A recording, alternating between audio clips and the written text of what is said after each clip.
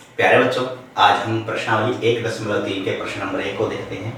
उसमें हमें सिद्ध करना है कि वर्गमूल 5 एक अपरिमेय संख्या है।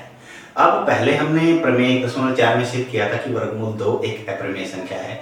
उसी प्रकार वर्गमूल 5 का भी लेना है। इसको देख लेते हैं हम। क्या किया था हमने पहले? माना था कि वर्गमूल 5 एक परिमेय संख्या है। क्या है? परिमेय संख्या है। वर्गमूल 5 एक परिमेय संख्या है तो उसको परिमेय संख्याओं के रूप में लिख सकते हैं। हम मान लेंगे कोई भी दो पूर्णांक a और b वो है वर्गमूल 5 के बराबर है। a और b में जहां a और b क्या है? a और b सह अभाज्य संख्याएं हैं। सह अभाज्य संख्याएं हैं।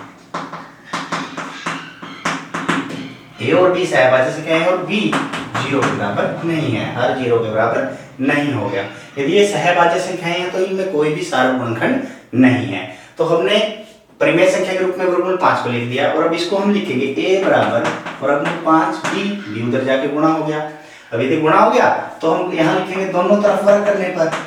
दोनों तरफ वर्ग करने पर दोनों तरफ यदि वर्ग कर दिया तो a की शक्ति 2 यहाँ कितना बच गया? ये 5 बन गए। b की शक्ति 2 वर्गमूल का वर्ग संख्या सीधी आ जाती है। तो यहाँ से a की शक्ति 2 5 गुणा b की शक्ति 2 के रूप में लिखा गया है। अर्थात 5 a की शक्ति 2 को पूरा विभाजित कर देगा। अर्थात 5 a की शक्ति 2 का गुणनखंड है। तो हम लिखेंगे अतः 5 a की शक्ति 2 का गुणनखंड है। और प्रमेय 1.3 के द्वारा हम कह सकते हैं कि 5 a का भी गुणनखंड है।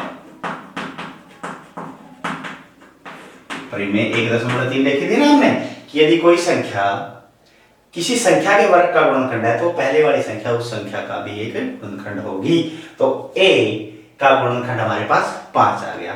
यदि a का गुणनखंड 5 आ गया तो हम यहाँ क्या करेंगे? a की जगह क्या रख देंगे? a बराबर 5c ले लेंगे।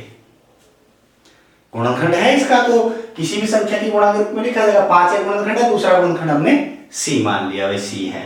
तो a बराबर 5c रखने पर a बराबर 5c हम कहाँ रखेंगे? इसमें रखेंगे। तो a बराबर 5c यहाँ यदि हम रख रहे हैं तो यहाँ से हमारे पास क्या हो गया? 5c की शक्ति 2 बराबर है 5b की शक्ति 2।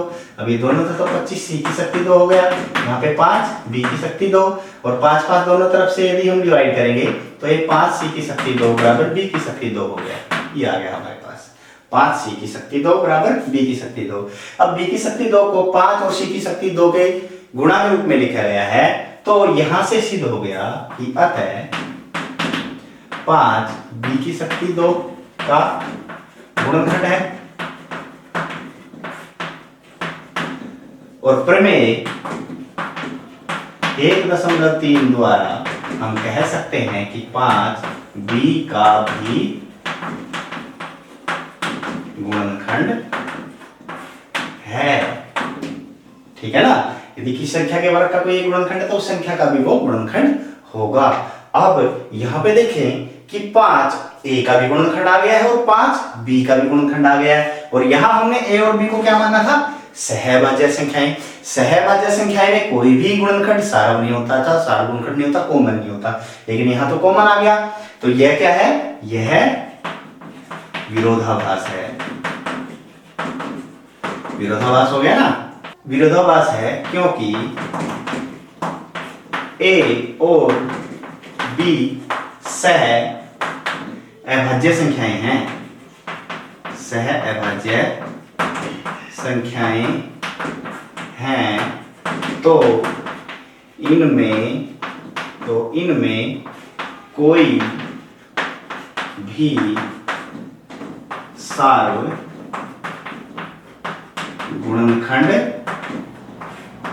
नहीं होगा। यदि वो सहभाज्य संख्याएं हैं तो उनमें कोई भी सार्वगुणनखंड नहीं होगा। लेकिन यहाँ तो हमारे पास आ गया सार्वगुणनखंड, क्या आ गया? 5। तो अतः हमारी जो कल्पना थी वो गलत थी। तो हम लिख देंगे कि अतः वर्गमूल 5 एक क्या है? अपरिमेय संख्या है। में संख्या है। समझ आ गया? उसी प्रकार से जिस प्रकार वर्गमूल 2 का हमने किया था, अभी वर्गमूल 5 वाला भी आपको समझ में आ गया होगा। आप खुद वर्गमूल 3, वर्गमूल 7, वर्गमूल 11 जो अभाज्य संख्याएं हैं उनको लेकर इसको करके देखें, और आशा है कि आप उनको अच्छे से कर पाएंगे। नहीं कर पाए तो कमेंट बॉक्स में लिखें या फिर हमारे दिए गए नंबरों पर फोन करें, हम उसका आपकी समस्या का निवारण जरूर करेंगे। तब तक के लिए बाय बाय।